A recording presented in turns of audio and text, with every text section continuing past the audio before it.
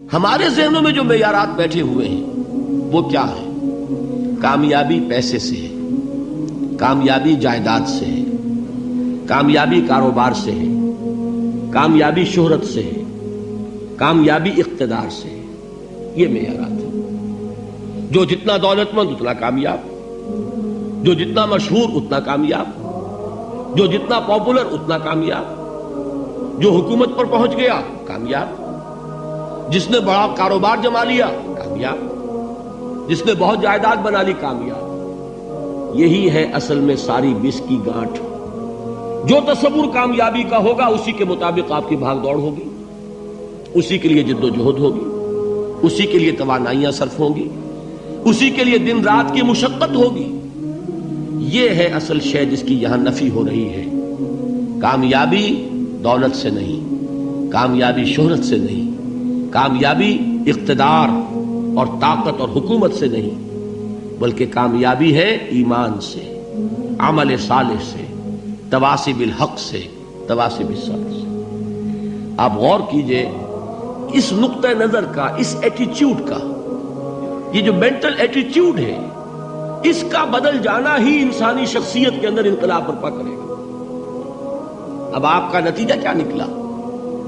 اگر تو دولت سے کامیابی ہوتی تو قارون بہت کامیاب تھا، اگر حکومت سے کامیابی ہوتی تو فرعون اور نمرود بہت کامیاب تھے. کامیابی ان سے نہیں ہے. کامیابی انسان دولت میں قارون کی دولت تک پہنچ جائے اور دنیا میں دبدبہ اور اقتدار اور سلطنت اور حکومت کے اعتبار سے وہ نمرود اور فرعون کا مقام حاصل کر لے، وہ ناکام ہے، خائب ہے، خاسر ہے، برباد ہے. اور ابو ذر غفاری کامیاب ہے، چاہے ان کے پاس کچھ نہیں تھا، جھونپڑی تک نہیں تھی، کوئی گھر نہیں تھا. حضور نے فرمایا ہے اللہ کے کچھ بندے ایسے ہوتے ہیں جو کسی محفل میں جانا چاہیں تو انہیں اجازت نہ ملے، جو کہیں اگر رشتہ کرنا چاہے کوئی ان سے رشتہ کرنے کو تیار نہ، کہیں کوئی سفارش کرنا چاہے تو ان کی کوئی بات ہی نہ سنے. لیکن اللہ کے ہاں ان کا وہ مقام ہے کہ اگر بھولے سے بھی کسی بات پر قسم کھا بیٹھتے ہیں تو اللہ ان کے قسم کی لاج رکھتا ہے. یہ ہے فرق. یہ جان لیجیے اچھی طرح. اس بات کا مان لینا آسان، اس پر سبحان اللہ کہنا آسان، لیکن اس کے مطابق آپ کے اپنے ذہن کا بدل جانا بہت مشکل. اس لیے کہ ہم متاثر ہوتے ہیں اپنے ماحول سے. وہ بڑا محل ہے، دیکھ کر ایک دفعہ جھجری آتی ہے، وہ بڑی سی 20 فٹ لمبی کار سناٹے کے ساتھ آپ کے پاس سے گزر گئی. ایک دفعہ اعصاب کے اندر ارتعاش ہوتا ہے، محسوس ہوتا ہے بڑے یہ نصیبے والے لوگ ہیں، بڑے خوش نصیب، بڑے کامیاب. حالانکہ کچھ معلوم نہیں کہ یہی سب سے بڑی بد نصیبی ہو سکتا ہے کہ یہی سب سے بڑی ناکامی ہو. اگر ذہنوں میں یہ بات بیٹھ جائے کامیابی کس شے سے. یہی وجہ دیکھیے قرآن مجید میں بارہا آپ دیکھیں اولئک هم المفلحون، یہ ہے لوگ کامیاب ہونے والے. آج یہ آپ نے نماز میں وہ آیات سنی، یا ایھا الذین آمنوا ارکعوا واسجدوا واعبدوا ربکم وافعلوا الخیر لعلکم تفلحون. اے ایمان والو، رکوع کرو، سجدہ کرو، اپنے رب کی پرستش اور بندگی کرو اور اچھے کام کرو تاکہ تم کامیاب ہو جاؤ. تو کامیابی کن چیزوں سے ہے؟ یہ ہے سب سے بڑا سبق. یہ ہمارے دل میں اگر بات بیٹھ جائے، ٹھک جائے، تو زندگی بدل جائے گی. صبح و شام بدل جائیں گے، نقشے بدل جائیں گے، بھاگ دوڑ کا رنگ بدل جائے گا، ویلیو سٹرکچر بدل جائے گا. آج وہ ایک چیز نہایت اہم نظر آ رہی ہے، کل نہایت غیر اہم نظر آئے گی. جیسے کہ حضور کی حدیث ہے مالی ولی الدنیا، مجھے تمہاری اس دنیا سے کیا سروکار ہے. انما مثلی کراکب استظل تحت شجرۃ ثم راح فترکها، میری مثال تو اس سوار کی سی ہے جو تھوڑی دیر کے لیے ایک درخت کے سائے میں ٹھہرتا ہے سستانے کے لیے، پھر وہ اپنا راستہ لیتا ہے. اسے اس درخت سے مستقل تعلق اس کا نہیں ہے، وہ اس کا گھر نہیں، وہ اس کی منزل نہیں. اسی طرح یہ دنیا میرا گھر نہیں ہے.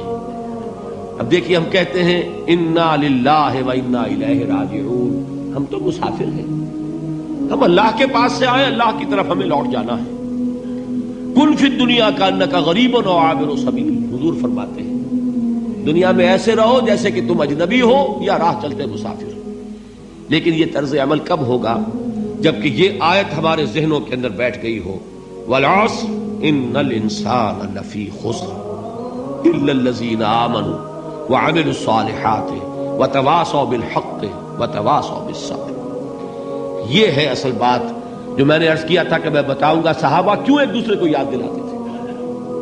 اس لیے کہ دیکھیے جیسے برف باری اگر ہو رہی ہو، آپ باہر نکلیں گے تو برف آپ کے کپڑوں پر جم جاتی ہے نا، تو آپ جھٹکتے ہیں کپڑوں کو تاکہ برف ہٹ جائے۔ ہمارے ایمان پر اس دنیا میں رہتے ہوئے جب ہم متاثر ہوتے ہیں ماحول سے تو گردہ آ جاتا ہے، برف پڑ جاتی ہے، اس کو جھٹکتے رہنے کی ضرورت ہے۔